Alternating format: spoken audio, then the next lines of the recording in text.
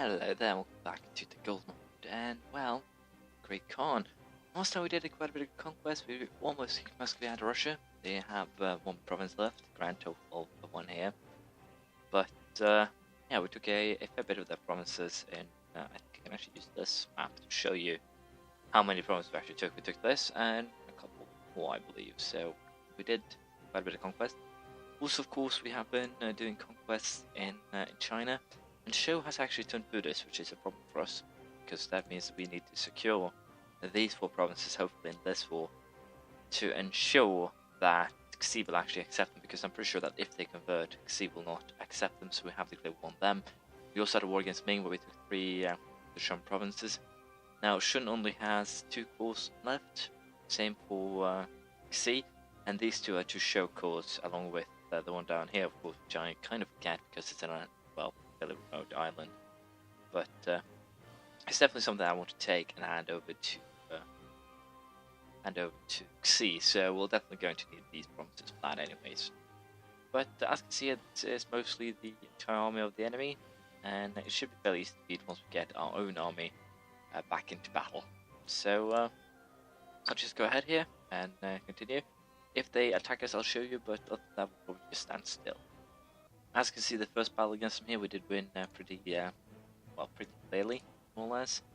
And I think we now can just go ahead and use basically the forces here to set up sieges, rather than dragging out this, which is already more or less done.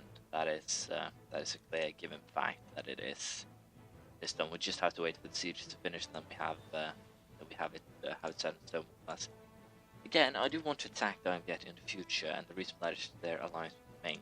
If I can attack them in 18 here, I believe, when Jerusalem runs out, I should be able to drag Ming into it through that. I'm a little bit sure if it will actually work, but we will test it just because I can. It won't be having any repercussions. I won't lose too much manpower. I won't lose really anything. Worst case scenario, I'll go with a white piece. So if you consider that into the planning here, it's not something that should be, should give extensive worry. And also, of course, we can see something really interesting. Shun actually has 50,000 men in these, so in theory here, I could definitely just push my armies back home and leave it to my vassals to actually win these wars. The Ottomans also have 24,000 in the area to help out, so it's not like we're in a ton of trouble here. It's basically already won the Eastern Spectre, so what I really need to do here now is just to make sure that I keep on growing the legitimacy. That means that I will probably not annex these 2 vassals. I'll probably keep them around. I'm pretty sure they will stay vassals even if I westernize. I don't see any reason why, but in worst case scenario they'll become protectorate. I did conquer it anyways in my own twisted little mind, if you will. So I'll be perfectly happy with that, I think. We're also going to go up Gargonium pretty soon here to take these 3 provinces to make borders look a little bit more neat, and also of course if I hand this and this over to the Ottomans I would, but I don't think that's possible. But yeah, we'll allow the sieges to finish and show, and we'll see what we'll do next. There we go, the war is over here. With that, we can now go ahead and take, I think, every single one of the provinces that I want. And we're going to do this, of course, because it's safe. It's basically a matter of safety, and it will most going to be really, really useful. The last 4 provinces I probably, as I said, go for a straight out annexation myself, because they have changed religion, and thus I believe Xi will most likely not accept them. Of course, I could hand it over to Ming. They might do some conversions for me, but that's really, really stretching it. So we'll just take these 4 provinces and sell the most expensive one right away to Jiangman, apparently. So we'll sell this one to Xi right away, of course, because that is the way that we do things. Xi is overextended, so we'll have to wait a little bit. I might help them, but I do doubt that.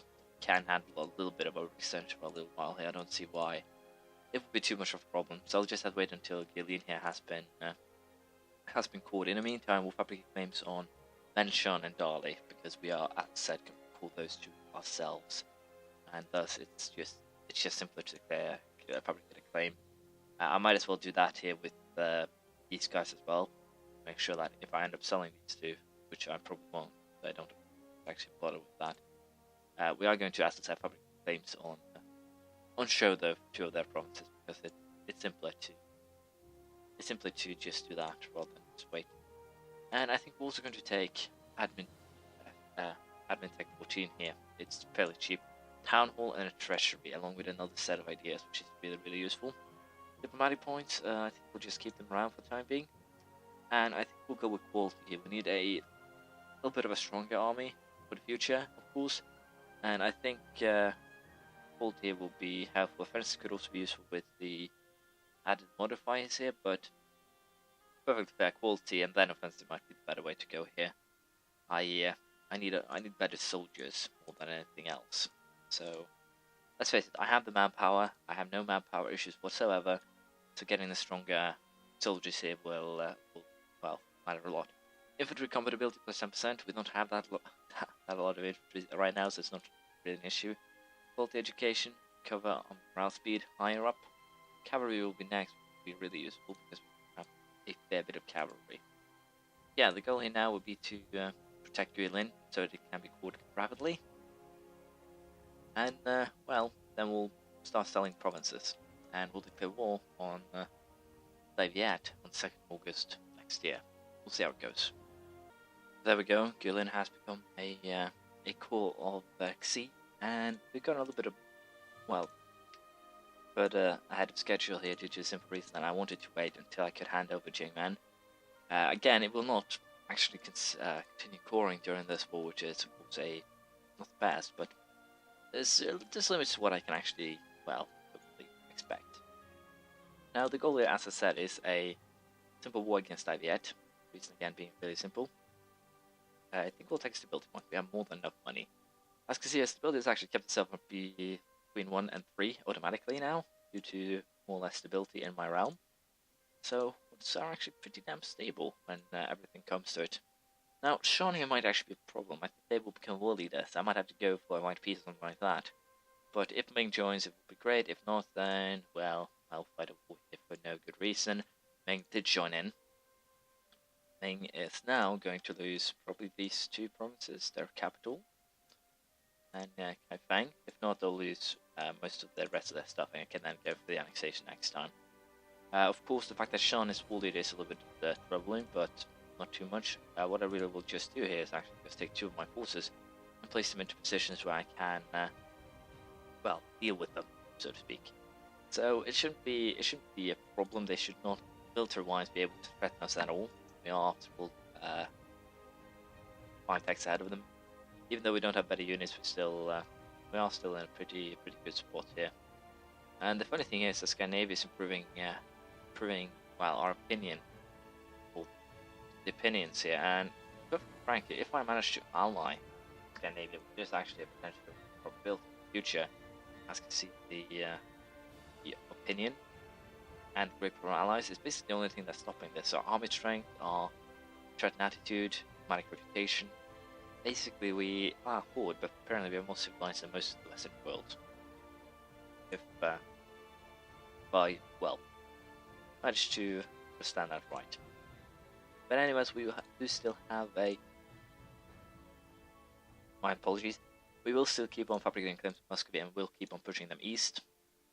As I said, instead of taking exploration ideas myself, I basically left it in the hands of Muscovy to explore this area and colonize the form, and hopefully Muscovy will be able to colonize Taiwan as well. If they do that, then I'm basically set and we're done. And already Golden Horde, or my vassals, have taken Kaifeng and Vanshou, so I have nothing to worry about apparently there, but apparently they're running away, probably due to one of these guys having a HT unit. They do not. Well, it doesn't really matter. I'll solve that anyway. So we have lost Conquest Castle against Scandinavia, which is not the best, but something we can deal with. Now, the funny part here is these are mountains, which means that they are basically pretty damn safe to just be wading in. We have also enough, well, we don't get any attrition, which is secondary good. These guys are suffering a lot of attrition. And as such, I'm pretty sure that this war is, again, as good as done. All that we really need to do here is just wait a little bit. I can probably pull the same trick show in the future. We are actually at war with Langchang now, and the Oirids for that matter too. So, take everything into consideration, we basically could war in the world. Show is the only one that didn't actually go to war with us, which is a bit surprising, but useful nonetheless. So I think what we're going to do here is, again, we're going to force Ming to hand over the provinces. We want them to give up Zhou to Shu. Don't want them to give anything to Shou, and I'll take Shou too, just for good measure, which allows me to annex them next time. Then basically China will be completed by that time. So it's looking good here. Of course, the best thing would be if Japan or someone else actually messed up and messed in, bother us and decided to join up here, but I do doubt that happening. Also, a little bit of bad thing here. There's a Buddhist province, Hangzhou, that I will probably have to call myself, so I will probably getting a claim on that. I would have to bachelorize show if I actually wanted to do anything there, so not the best again, but I think we'll just wait until this war finishes and we'll see what we'll do. We've taken the third quality idea here, the finest of horses, which gives 10% increase to the cavalry attacking abilities here, and basically even these small upgrades to my army, they show pretty good through the battles here, but also Siege Hainan, which is the island here, so that is useful. And since we're actually using a casus belli that relies on battles for war score, we're basically already set. All that I really have to do now is use this army to help siege the rest of the lands, and then I'm pretty sure we should be safe here. The goal, of course, is to hand over these 3 cores and take this province. That will be a 2-province minor, so to speak. And conversion-wise, we only have Muscovy left, and then we're done. So I think we're actually going to consider going after Armenia, Karakonlu, the Timurids, of course. I have actually set them up as a new rival. I can actually have 2 now. So going after the Timurids and taking their provinces will actually have, benefit to me now. So I think we'll actually do a lot of conquest against Timurids because, well, provinces aren't cheap in the area. I have a plethora of admin power. Thank you very much. And hopefully here I can have my guy here die. He's actually a general, as you know. So this guy will take the throne with our current stat, and I believe he is a general somewhere in the area here. If not, I'll put him in charge. I'll go ahead and finish the forward Shan and Ming. See what we'll do. There we go. The siege of Nanjing has been completed, and with that, I can now go ahead here and make a peace here with Ming. And again, here we'll go for this because everything else is basically too expensive for us. Well, we don't want to. We don't want to do that. So we'll take this deal. It'll give me again a bit of aggressive expansion. Most of Ming, they are in a coalition against. Doesn't really matter that the other ones get a little bit. And oh, would you look at that? We'll go with this instead. A little bit more aggressive expansion with everyone and potentially a bigger coalition. But I can, of course, always rely on their alliances to solve this out. And Ming most likely be again smashed in the future, so I can go with this deal. Of course, problematic now is that the overextension is damn high. And when I say damn high, I mean really high. But I should be able to, well, ride a storm too. So we'll fabricate a claim on Ming future use if we end up in a war with them. The Viet is currently in a position where they could join a coalition, same with Liangshan, I would presume, Shou too probably. So we're not looking good in terms of a Eastern coalition. That could make things a little bit more difficult, but as you can see, truces aren't really anything that we need to consider as of this moment. Muscovy is in 4 years, Shou, well, 10 years, Ming 15. The only thing that I'm actually considering right now is one Timurids, Karakonlu for that matter, and that should allow me to take these 2 provinces because we'll probably have 1 Armenia too. I want basically to make the area look a little bit prettier. I might force them to release Chagatai, then I'll mix them through, well, these means, but legitimacy-wise is probably not the best idea. However, we will definitely go after the Timurids here in order to get the power projection higher, since it will, again, power projection helps on legitimacy, and thus I will be sacrificing some admin points in order to get that legitimacy up. I could of course also force to release Chagatai. I think that would actually work as well. And potentially then we'll peacefully vassalize them, just keep them around until we actually have gotten that reformation of the government, and then we'll annex them before or after westernization, doesn't really matter, but probably after. So we do have a lot of things to consider. Hainan is actually Buddhist, so we'll call this thing myself once I actually can. I'll probably have to call that once I can, so might as well just convert it for the time being. I'm a little bit unsure, but I think potentially his Shinra might actually accept that if I convert it. Same with this thing. So it's not a really bad situation to be in. I could just convert both of these and then probably shouldn't accept them, I would presume. But we'll figure that out next time. Other than here, we'll force them to... no, we'll not force them to concede. We'll just go for white peace because I don't need more prestige for the legitimacy. And thus we are basically set here now to make some, well, changes in the future. I think I'll probably convert this thing too and just sell it to Shun again in order to speed up the process of getting rid of my overextension. It's probably just good business if you want to look at it that way. So I might just do that, but I'll have to wait, of course, until one of these guys is done, which is right about now. And Muscovy is still fighting the Oirids, which is a little bit interesting. And what we're actually going to do now is wait. As you can see there, there's a little bit of a delay or time before we can properly go to war. So we're going to wait until time runs out, then we're going after Timurids. They are allied with my apologies, allied with Karagonlu. And again, I do have some provinces I want here. I'll probably declare war on Armenia just right away here. Show superiority. So we're going to march our army up there for, well, conquest. But this is the end of this episode. We are getting really, really close to finishing up China. What am I missing? 6 provinces. And once we have those 6 provinces, we hopefully also are in a position to get legitimacy enough to, well, finish off the reformation of government. Because let's face it, it's not a hard decision to do right now. I could potentially fix that right away. The only real issue here, of course, is the fact that it wants legitimacy. So,